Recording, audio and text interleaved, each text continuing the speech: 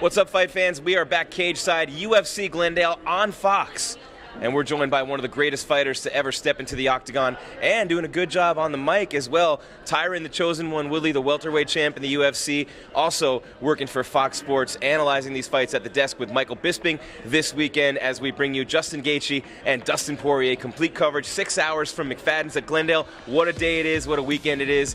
And champ, we're honored to have you here, man. I've been to your last 5 fights. I've been doing this a while. You good at that? See, you got to get me a job at Fox with you. Hey, you see that? Fox, look out for my man. All right, there we go. Just tell him Gries is coming. All right. Here we go. Tyron Woodley, the chosen one, the champ. And I've been to your last 5 fights, I think. And I just want to start by saying, and I'll send you the audio. I rail about this all the time on my radio show. Why don't you get any respect? I always call you the guy who works 3 jobs, comes home to a wife who still yells at him, and that's the respect level that you get from the UFC. That's not far from true, but yeah. You know, I think if you did it for respect, you did it for fame, then I would be in a bad situation because the work that I'm putting in and the product that I'm putting out, I'm not getting that. But at the end of the day, I'm in it for the glory of it, to be the greatest welterweight of all time. And the only way to do that is to continue to win. So I've decided to really shift my focus away from what people are saying and what they think. Because if you look at it, out of all the champions, no one's more marketable, no one's working harder, no one has more things outside of the octagon going on for themselves than myself. No one's been in more movies, no one's been in more commercials. And, you know, when you think about what I'm doing, I'm really writing a book on how to go out here and be a go-getter, how to be a hustler. So I'm doing my thing, man, and I'm the greatest welterweight of all time. And, you know, I'm just going to continue to prove that by whooping people's butt. There you have it right there, the GOAT on the chain, Tyron Woodley, the chosen one. Just to keep going on that theme, I mean, you have your own video team that follows you around when you fight, the content that you produce, everything, the commercials, your brand, you got it on point. You've been in this game a long time, but I'm glad to hear you say that you're not doing it for those things anymore, for the accolades, for people to say what you want to have them say about you, or for the respect that quote-unquote is there or isn't there. Is that just something that comes with maturity, or what brought you to this point? I've always been that way, but sometimes when people hear me address something, or if I speak truth, you know, people in our society in America, we don't like truth. Truth comes off as whining or gossip. Truth is truth. And if it's coming from, you know, different mouths, it's received differently. It just so happened that when truth came from my mouth, some of the fans received it as whining or complaining. But if I was whining and complaining, I wouldn't be the champion of the world. All the obstacles and things that has been in front of me has never stopped me from getting where I'm from. So I've always had that vision. I've never been a guy that's been in it for the fame and all the glamour. I'm in this because I'm the best, and I want to continue to prove that. And now it's just I'm giving less responses, and I'm giving less, you know, me commenting back, and I'm allowing people to talk because I've never heard a conversation or a mouth or a boo stop me from putting these gloves on your face. So as people talk, I'm just quietly preparing, and I'll be back with a vengeance. No, I mean, you outlasted Wonder Boy in that epic fight in New York. You outstruck a guy who a lot of people think is the best striker in the sport, and Stephen Thompson, to win the rematch, even though people had a lot to say about that fight. Then you take the best jiu-jitsu artist in the world, or one of them, you completely neutralize them, stuff every takedown, pinpoint striking. You're beating people at their own games when they're the best in the world, supposedly, at what they do. And just because you're not going out there and knocking people out in a minute, which you did, by the way, to the ultimate knockout artist in Robbie Lawler to get the belt, people have things to say about you, but I'm glad to hear you say that you don't let it bother you, because this is something where I think you're going to have a long run with the title. I want to get your thoughts, T. Wood, about this quote-unquote interim championship fight with Colby and with Dos Anjos, who, you know, obviously was the champ at lightweight, but there's so many belts flying around, so many interims. Khabib didn't even fight anyone who had a belt. Now he's somehow a champ, and here you are recovering from surgery when people aren't defending their belts forever, and here you are, you know, having to watch an interim title fight. I just don't understand that. So as a broadcaster, as an analyst, taking yourself out of the situation, all these interim titles, what's up with all that? You know, I think it's caused a lot of confusion. There's times where an interim title is needed. You know, it's been a couple of times, like my buddy Dominic Cruz was out for a very long time. He was ready to fight, had another surgery. If it's something where it's the division, quote unquote, has been held up, and these guys are fighting, and they're fighting very tough fights, and they want to fight for a title, but the title's not available due to an injury or an absence of a champion, at that moment, now we need an interim title. In my division, just outside looking in, I fought in 12 months, I fought 4 world title fights, and I fought the #1 contenders, unlike a lot of the other different champions. And these guys needed to fight anyway. Was there really a clear-cut #1 contender? Like, was RDA really the #1 guy? Was Kobe really even deserving to even fight RDA. So the shuffling of the deck is never a bad thing. I call it the boo-boo belt. If you walk around and you parade yourself with that belt and you want to stand side by side with me and act like you have a real belt, I'm going to make fun of you because it's not a championship belt. You didn't fight the champion. You didn't take the belt, or it wasn't a vacant title.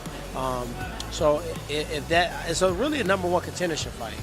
And that's the way I'm taking it.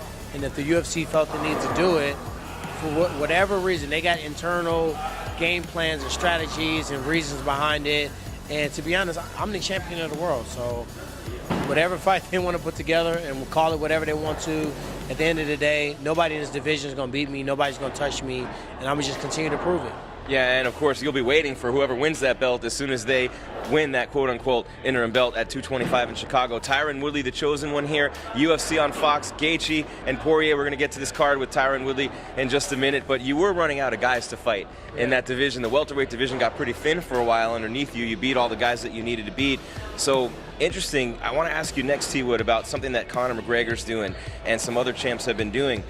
The championship fights against the best in the world, or the money fight? Because there's a short shelf life and a small window for you guys. So obviously, as a competitor, being the greatest of all time is important to you, but it's also important to make as much money as you can while you're here. So that's where you talk about guys like GSP. So for you, where do you draw that line between the fights that matter most from a legacy standpoint and the fights that line your bank account? You know, I try to do, in my pursuit for those types of fights, I try to do it in a manner in which I got both. You know, Georges St. Pierre currently is the greatest welterweight of all time. So me fighting him, one, is going to give me a checklist as a legacy fight. And also, it's going to gross high pay-per-view numbers to see the former champ to come and take on the current champ. Also, a fight against Michael Bisping, you know, to be a two-divisional champ. Everybody's been allowed to try it except me. You know, Max Holloway was going to make an attempt at it. We'll see DC make his shot at it in July. You know, Conor McGregor did it. So everyone's allowed. But like I said before, when the truth leaves one person's mouth, it's received differently. If I talk about fighting Nick, Nate, Bisping, George, oh my God, you haven't done anything. You want to fight a super fight, you got to earn the right to fight a super fight. But I just fought 3 world title fights against number one contenders. Guys that have been surely dominant against everybody prior to me. So I just sit back and I just think about just fight and win. I mean, I can control that. I can't control what people are going to say if I ask to fight that person. If they want me to fight Nick Diaz, I'm going to take the fight. If they want me to fight RDA, I'm going to take the fight. When have I declined to fight? I've already accepted a fight against RDA in July. Him fighting 4 weeks prior is a big risk. It didn't work out that great for Frankie Edgar. He can get jumped by fighting Kobe Covington. You can't wait 4 weeks.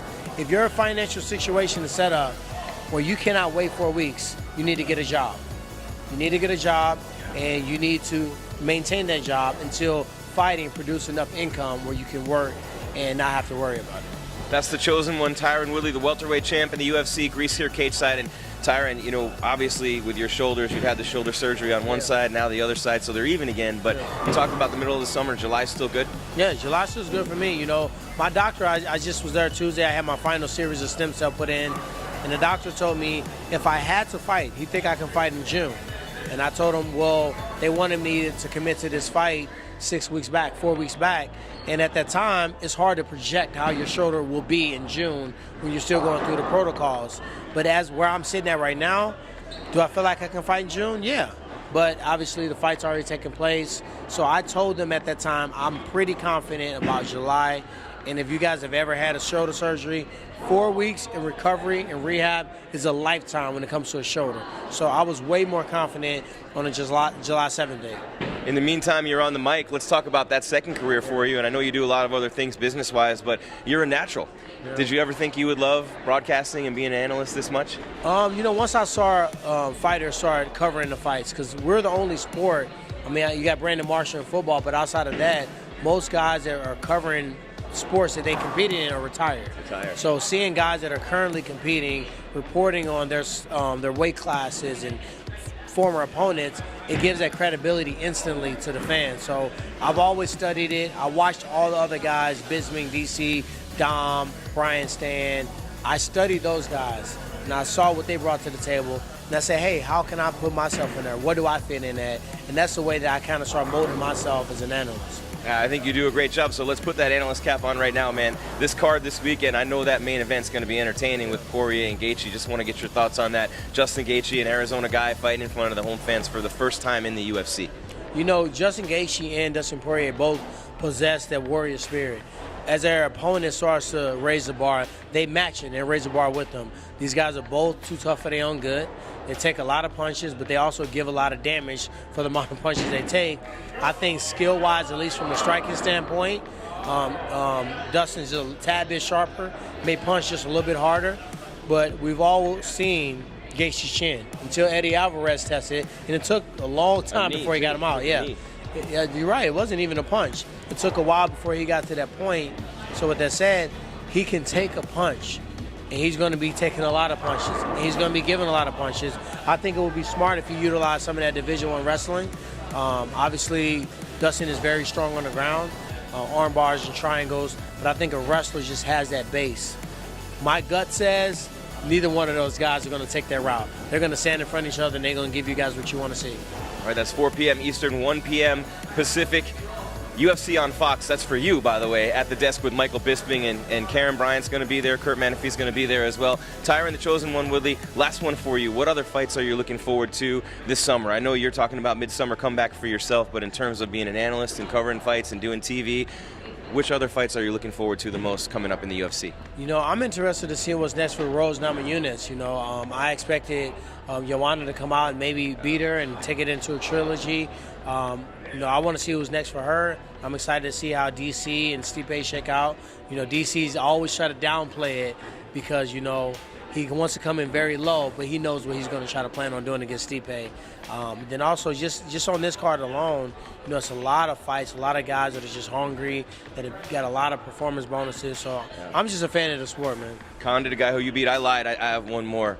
T-Wood, I have one more for you because I just wanted to talk to you about one other thing that's coming up, and you're involved with both guys, so I have to ask you, Floyd Mayweather and CM Punk. You know, CM Punk, I'm definitely going to be there to support him watching this fight in June. I hate that his first time out, he didn't get a chance to display all the hard work he put into the fight camp. Hopefully this time he will get a chance to come out victorious. Floyd Mayweather, obviously, rumor has it I'm going to be training him for an MMA fight. I think Dana was talking about, you know, the money is right and they're looking to work the deals out. That's their stuff. Internally, I have nothing to do with the... That's a good trade, though. Training for money training. You know, business training for cage training, right? Yeah, you know, I'm not going to be around anybody. I'm a networker, man, so I'm not going to be around him and not benefit from the marketing aspect. Also how to carry yourself, way to monetize yourself differently, and also just the boxing and the knowledge. You know, he's not one of the greatest boxers of all time for no reason. So I'll train him, I'll equip him and get him ready for anything that he may see in the octagon, and you know, I'll get my benefits as well. Always a pleasure talking to you. Every time I interview you, you get better on camera, better on TV. I think you're the greatest. I think you should get a lot more respect from people in the cage and out of it, and I think one day you will. I just think we wait too long sometimes to show people the respect they deserve. So I appreciate you, man. Thanks for joining me again. Thank you, man. I appreciate it. All right, the chosen one, Tyron Woodley, here cage side.